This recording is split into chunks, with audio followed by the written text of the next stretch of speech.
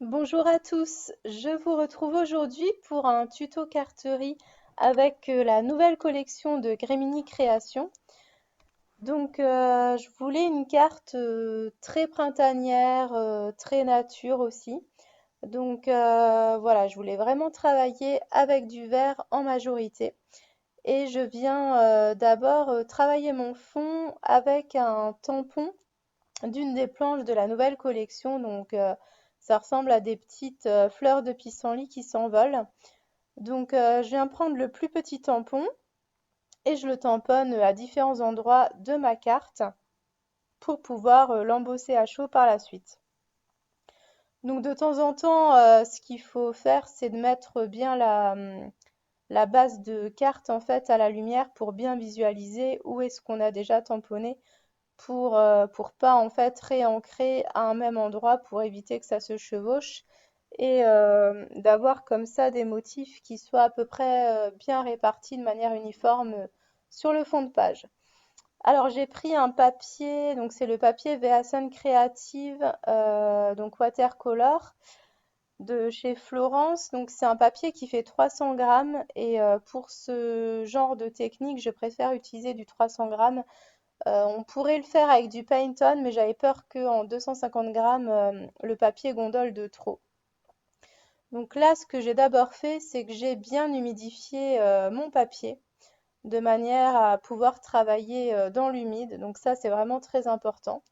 Voilà, je vais énormément rajouter d'eau lors de cette étape pour travailler mon fond. Et du coup, j'avais peur qu'en travaillant sur une base de 250 grammes, ce soit un petit peu juste. Voilà, je suis partie sur ma base de 300 grammes. Donc je viens d'abord avec un jus mais très très très dilué, on le voit à peine en fait. Le but c'était vraiment de comment dire d'humidifier le papier entièrement dans son intégralité. Et je vais ensuite venir travailler principalement le contour de ma carte parce que j'avais dans l'esprit en fait, je voulais avoir un fond très vert mais très clair au centre. Et plus on se rapproche des extrémités, plus on va le foncer. Donc là, je viens jouer avec mes aquarelles. Je teste en même temps différents mélanges pour avoir un vert bah voilà, qui ressemble un peu à un vert d'herbe, hein, si vous voulez. Voilà, je teste plusieurs mélanges. Je trouvais qu'au centre, ça manquait de quelque chose. En fait, il y avait trop de démarcation entre les deux. Finalement, je suis venue retravailler le centre après avoir fait mon premier contour avec un vert qui tire légèrement vers le jaune. Voilà, j'aime bien ce vert. Et j'hésite pas également à revenir juste à côté de manière à faire fondre les deux couleurs entre elles pour avoir une meilleure fusion de couleurs et qu'il y ait le moins possible de démarcation à cette étape-là. Et ensuite, je viens renforcer comment dire, le pourtour de ma carte avec un jus vert mais qui tire légèrement vers le bleu. Voilà. Donc plus on va vers l'extrémité de la carte et plus on a une couleur foncée. Voilà, j'hésite pas à remettre de l'eau, à remettre de l'aquarelle jusqu'à ce que le résultat me plaise. Et là, voilà, c'est pas grave s'il y a des auréoles à ce niveau-là. C'est également pour ça que je n'ai pas forcément sélectionné un papier, entre guillemets, un vrai papier aquarelle 100% coton parce que, enfin, pour moi, je voyais pas l'intérêt parce que, étant donné qu'on travaille en fond, ce n'est pas si grave s'il y a des auréoles. Bien au contraire, ce qu'on recherche, c'est d'avoir de la texture. Voilà pour mon fond. Donc là, je vous conseille vraiment de tester avant vos mélanges pour voilà, être sûr du verre que vous allez obtenir.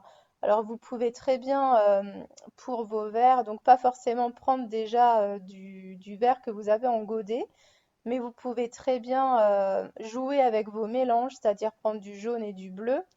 Mais vous pouvez également, à partir d'un même verre, rajouter du rouge ou du marron. Ça va en fait soit vous neutraliser votre vert ou soit au contraire ça va plutôt l'intensifier ou l'éclaircir. Je vous inviterai à regarder une vidéo des Tribulations de Marie. Elle a très très bien expliqué comment dire, comment obtenir différents verres et voilà, je trouvais que sa vidéo était très bien faite. Donc si ça vous intéresse, je vous mettrai le lien également en barre d'infos. Donc ça, c'était pour mon travail de fond. Ensuite, voilà, je me suis fait une petite série de tamponnages avec différentes fleurs que vous retrouvez sur les planches de tampons. Je ne savais pas encore à cette étape-là lesquelles j'allais choisir. Voilà, j'avais envie de couleurs, ça c'était une certitude. Je voulais quelque chose qui tranche bien avec le vert de mon fond de carte. Donc voilà, je me suis fait les coquelicots pour, voilà, je me suis dit avec du rouge, ça peut bien ressortir. Et également avec les autres fleurs, je les ai fait plutôt en rose tirant légèrement vers le violet. Donc au niveau de la colorisation, c'est un petit peu toujours la même chose. Donc je pars avec un jus très très dilué et je viens renforcer les couleurs donc tantôt dans la base de mes fleurs. Par exemple, si on prend les fleurs de cerisier, je viens vraiment intensifier au niveau de la base de mes fleurs, comme ce qu'on pourrait faire pour des feuillages. Et après, pour les autres fleurs, je viens vraiment accentuer le centre. Voilà, je trouve que on voit mieux comment dire, le motif, ça le dynamise du fait que la couleur ne soit pas uniforme sur tout le motif et qu'il y ait des zones avec plus ou moins de contraste. Donc voici ce que ça nous donne. Donc voilà, hors caméra, j'avais également fait d'autres petites séries de tamponnages. Donc notamment les insectes, donc les abeilles, le papillon. J'ai également fait le petit lapin et le poussin, donc, qui sont juste adorables que vous retrouvez sur la planche de Pâques. Et ensuite, je viens tester mon assemblage donc au niveau de ce fond. Donc finalement, vous le voyez, je vais opter pour cette magnifique fleur. Et comme je trouvais que ça manquait de feuillage, en fait, j'ai tout simplement tamponné uniquement les deux grandes feuilles que vous retrouvez en dessous, de manière à peaufiner un petit peu ma composition au niveau de ma carte. Donc le titre vient d'une des planches de tampon. Donc j'aime beaucoup ce titre parce que ça fait un effet un peu Scrabble. Et ensuite, voilà, je viens positionner mon petit lapin avec mes abeilles. Et finalement, voilà, c'est une composition qui me satisfait plutôt bien. Une fois que je suis certaine de l'emplacement de chacune de mes pièces, je vais ensuite venir les coller. Et je vais mettre par contre en relief, vous le verrez, la fleur, celle qui est entière, en fait, celle qui vient vraiment au centre de ma composition. Je vais la surélever avec de la cartonnette. Donc ce n'est pas du carton gris parce que je trouve que le carton gris 2 millimètres, là ça me convenait pas parce que je trouvais que c'était un petit peu trop surélevé justement. Donc là je viens vraiment avec de la cartonnette qui doit faire à peine 1 millimètre d'épaisseur. Donc voilà, je trouvais que ça collait bien. Et en plus, voilà, c'est vraiment de la cartonnette de récup. Donc niveau prix, finalement, bah, ça me coûtait rien du tout. Donc ça, c'est toujours pratique, même quand vous recevez des colis, des emballages, de récupérer ce genre de choses. Je sais même plus, je l'avais reçu lors d'un colis. Donc voilà, c'est toujours intéressant de garder ce genre de choses. C'est toujours utile. Et ensuite, je voulais également mettre en lumière en fait ce petit lapin. J'avais peur qu'il soit trop perdu au milieu de ses fleurs.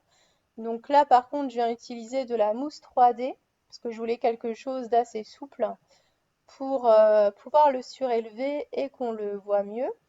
Et du coup, le titre, je vais également le surélever de la même manière que le lapin. Donc voici pour ce petit tuto carterie, j'espère qu'il vous plaira. Si vous avez des questions, bien sûr, n'hésitez pas à me les poser en commentaire, je suis toujours ravie de vous lire. Bien sûr, vous retrouverez tout le matériel utilisé et tous les détails sur le blog de la boutique Grimini Création. Donc voilà, sur ce, je vous dis à bientôt. N'hésitez pas à mettre un petit pouce si cette vidéo vous a plu, à vous abonner si ce n'est pas déjà fait et à activer également la petite clochette pour être informé de mes prochaines vidéos. Je vous souhaite à tous et à toutes bon scrap et je vous dis à bientôt. Bye bye!